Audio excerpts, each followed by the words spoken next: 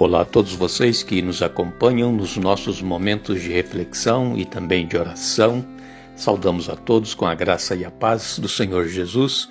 Aqui estamos para juntos meditarmos na palavra de Deus e orarmos pelos pedidos que são enviados para o canal Ora Tranquila e também orarmos por vocês que estão aí orando juntamente conosco. Agradecemos a Deus por Ele permitir termos estes momentos com vocês e também agradecemos a vocês que oram pelos pedidos que nós apresentamos em suas orações particulares, aqueles pedidos que estão nos comentários, que vocês anotam e também oram, e também agradecemos a todos vocês que fazem parte do exército de oração. Iremos então fazer uma reflexão, logo depois estaremos orando. Queremos refletir em Romanos capítulo 1, no verso 16, onde nos diz: Pois não me envergonho do Evangelho, porque é o poder de Deus para a salvação de todo aquele que crê, primeiro do judeu e também do grego. Quando Paulo escreveu essas palavras, o Evangelho de Jesus Cristo não era um evangelho popular. Na verdade, os cristãos eram então considerados o lixo do mundo, ou escória de todos. Está em 1 Coríntios capítulo 4, no verso 13. O próprio apóstolo Paulo era considerado um apóstata pelos judeus. Portanto, o apóstolo Paulo estava ciente de que pregar o Cristo crucificado era um escândalo para os judeus e loucura para os gentios, conforme ele disse em 1 Coríntios capítulo 1, verso 23.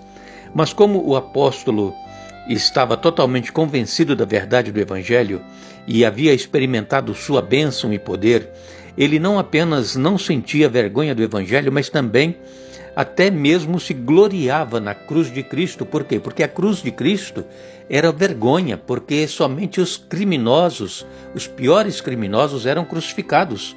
Podemos imaginar o que significava naquele tempo afirmar que um homem crucificado como criminoso era o fundador de sua religião. A crucifixão era a forma de execução mais vergonhosa e os romanos a reservavam apenas para os piores criminosos, como dissemos agora há pouco. Hoje, falamos abertamente da cruz e até a usamos como símbolo honroso em nossas igrejas, mas no tempo de Paulo, ela era considerada uma desonra e mesmo assim, Paulo não se envergonhava da cruz. Paulo, como todos sabemos, era um erudito, instruído aos pés de Gamaliel, era capaz de discutir filosofia, história, literatura com as maiores mentalidades de seu tempo. Contudo, Paulo não se envergonhava de identificar-se com a cruz e com os ensinos do humilde carpinteiro de Nazaré. Por quê? Porque Paulo via no Evangelho de Cristo o poder de Deus para a salvação. Ele próprio havia experimentado o seu poder salvador. De inimigo de Cristo, o Evangelho transformou Paulo em alguém tão dedicado a Jesus que se achava disposto a depor a vida por seu mestre. Na estrada de Damasco, o poder de Deus veio sobre Paulo, fazendo-o mudar de direção.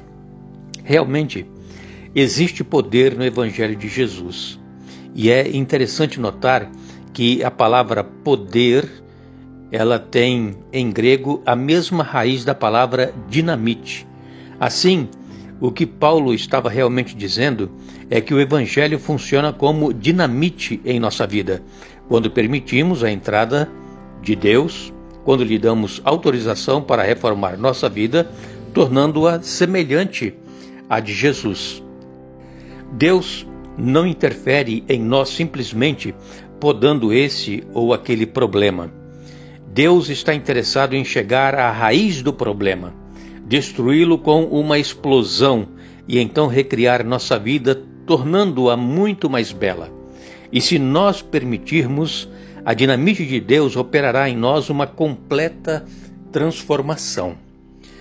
Cristo quer fazer uma mudança em nossa vida. Não é apenas nós falarmos da boca para fora que somos cristãos, que aceitamos a Jesus, mas é ter uma transformação, uma mudança de vida.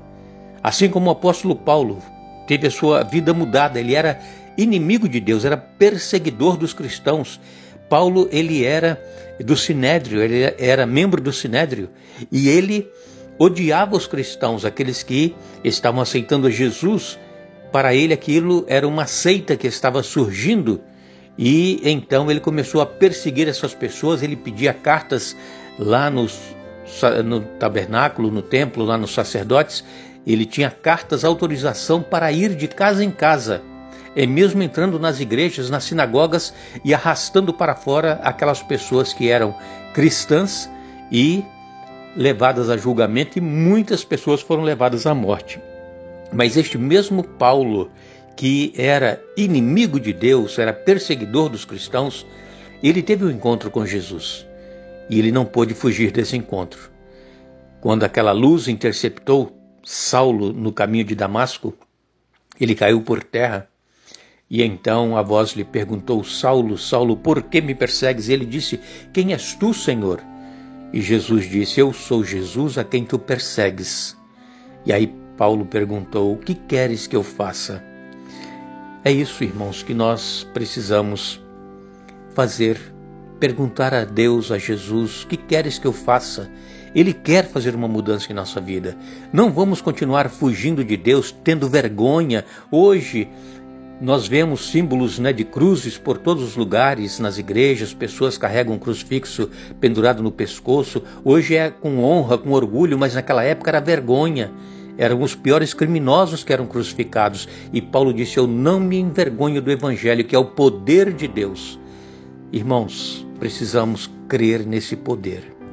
Mas somente quando nós nos entregarmos completamente nas mãos de Deus, Ele vai poder fazer uma explosão na nossa velha vida, e nós teremos alegria e prazer em viver uma nova vida com Cristo, caminhar com Ele, mesmo que todos sejam contra a nossa decisão, mas teremos alegria em estar servindo ao Senhor Jesus de todo o nosso coração. Nós iremos orar ao nosso Deus. Vamos juntos clamar. É hora de cada um que está orando conosco neste momento apresentar a Deus seus pedidos, suas necessidades e também os nomes pelos quais você ora. Nós aqui estaremos citando alguns nomes, pedidos, agradecimentos, e o nosso exército de oração, como sempre, está a postos para juntos orarmos ao nosso Deus. Oremos.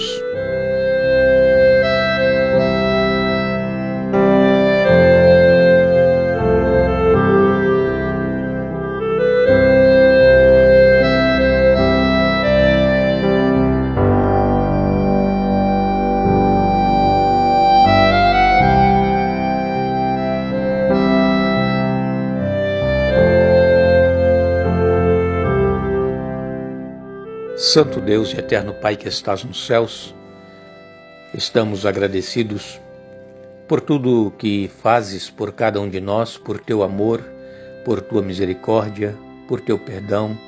Te damos graças, Pai, pelos livramentos que nos tens dado, pelas vitórias que temos alcançado.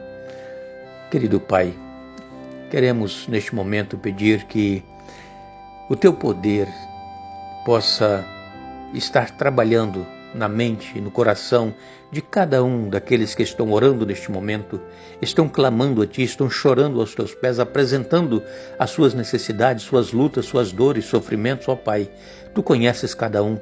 Faça, Senhor, a Tua vontade e não a nossa. Dê vitórias, Pai, para que Teu nome continue sendo honrado e glorificado. Nós temos aqui pedidos e agradecimentos a Marilene Cunha de Almeida. Ela está feliz e agradecida porque a sua filha Ana Lúcia completou mais um ano de vida. E também ela está feliz porque a Ana Lúcia continua na tua presença, servindo a Ti. Que Tu abençoes a Ana Lúcia e todos os demais aniversariantes. E também a Marilena pede por toda a sua família e todos aqueles que estão orando neste momento. Também nós temos o agradecimento da Olga Flávio, ela que tem o seu filho internado há bastante tempo com o Covid e já estava até desenganado pelos médicos, estava em coma e não tinha mais esperança para o Flávio, mas a Olga agradece a Ti, ela está exultando de alegria, porque o Flávio está reagindo, os aparelhos respiradores já foram retirados, já está se alimentando. Ó Pai, louvado e engrandecido seja o Teu santo nome por esta bênção, este milagre que está realizando na vida do Flávio. Querido Pai, todos os demais que estão internados, entubados, que também recebam esta bênção segundo a Tua vontade. Queremos te pedir pelo Pedro HO, lá de São Paulo. Tu sabes as lutas, os problemas que ele está enfrentando. A Fátima de Goianésia, lá em Goiás, está triste porque perdeu a sua mãe. E a Fátima está pedindo por ela, por todos os seus familiares, para que sejam confortados por Ti e se mantenham firmes na esperança do breve reencontro com a sua mãe. Ângela está pedindo por ela, pelo filho Júlio, estão precisando de socorro de Ti. Tu sabes os problemas que eles estão enfrentando. Marisa de Oliveira Sequini está pedindo pela filha Laís, para que a sua casa chegue logo. Ela já tem o terreno, comprou a casa é transportada até o terreno, mas ainda não chegou, e que isso possa acontecer quanto antes. Também a Marisa de Oliveira Sequini pedindo pelo Bruno Cleves Carlin. Tu sabes também a necessidade que ele tem, e ainda pede pela libertação do filho Lucas de Oliveira Davi, que seja liberto dos vícios. Maria de Lourdes de Juiz de Fora está agradecida por tudo que tens feito por ela, pela família, e continua pedindo que Tu estejas abençoando a cada um deles nas suas necessidades. Terezinha de São Carlos pede por ela, pela filha Sueli, pelo filho Odair, pelo neto Gabriel. Lali Pereira e família. Antônia Silva pedindo pelos filhos para que voltem a Ti, e também pelo esposo para que deixe o vício do cigarro e se entregue a Ti. Aparecido Tolentino pede por ela e família. Tu sabes as necessidades de cada um deles. Irani Cavalcante também pede por ela e família, especialmente o esposo Batista, seus problemas de saúde, que possa também ser curado dos problemas que ele enfrenta, e pelos filhos e netos para que se entregue a Ti enquanto é tempo. Leia Felgueiras pedindo pela irmã Gilda, por sua saúde, ela está sofrendo, Tu conheces, sabes a luta, o sofrimento da irmã Gilda, que Tu possas também realizar um milagre na vida dela. Tereza Araújo pede por ela e família, pela saúde, pela filha que vai passar por uma cirurgia, e que a Tereza também consiga um trabalho, Tu possas abrir as portas para ela. Leda Senhorinha também pede por trabalho para o esposo e o genro, e ainda pede por Cláudio, Aidne e Edmilson, que estão internados e entubados. Eliabe Barbosa está pedindo pela esposa, pelos filhos, pelos netos, especialmente pelo filho caçula que tem vício em jogos eletrônicos.